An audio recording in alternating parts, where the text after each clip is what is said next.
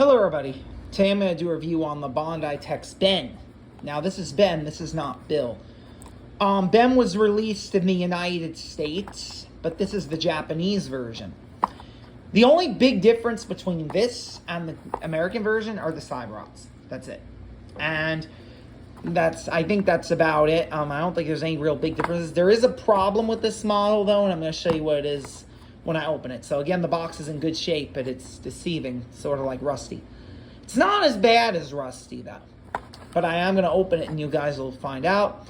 Now, Bill and Ben do connect to one another, and that's more appropriate. Usually when you get these Bandais, they connect to Annie and Clarabelle, which doesn't make sense because only Tom is connected to them in the series. But anyways, let me read this for you guys. So it says, Bill and Ben are twins, identical in every aspect. Bear with me one moment. And it is fair to say probably the most teasing and mischievous characters of the whole Railway family. They wear big identical grins and work mostly between the clay pits of the Sorachina Clay Company and the harbor, which is just as well, since too long as their company drive as senior engines to distraction. So yeah, that's, and then it shows like a model of him, like the dimensions, I guess. But yeah, he's pretty cool. I'm going to get him open. I'm going to show you guys what the problem is here.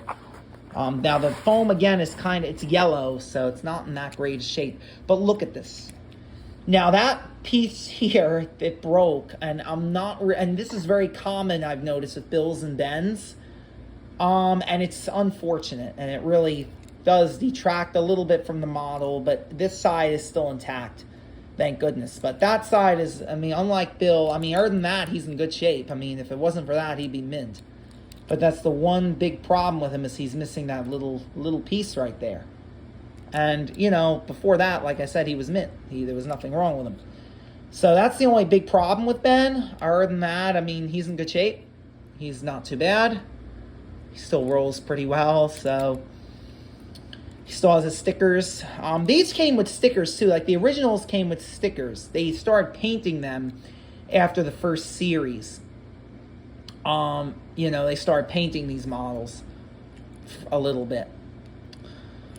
As for pricing, in this condition, it's probably not going to go for too much. But, I would say Bill wouldn't go for much anyway because Ben wouldn't go for much anyway because he's an American release. And I've seen sellers charge like an arm and a leg for this, and I'm like, why do that? Because you can just get one in the American packaging, just without side rods, and it's just kind of weird to me. It just doesn't make sense that you would pay like $50 for this because, it's not like it's one of the ones that you can't get in the United States. You can just get in the U.S. package and just, maybe make some side rods and put them on it. What's interesting though is the American versions didn't have the holes that the side rods go into. They took those away, so I'm not sure if you'd be able to actually do that. You'd have to try on the American version. But all right, this is my Bandai Ben. Thank you guys. Have a good day.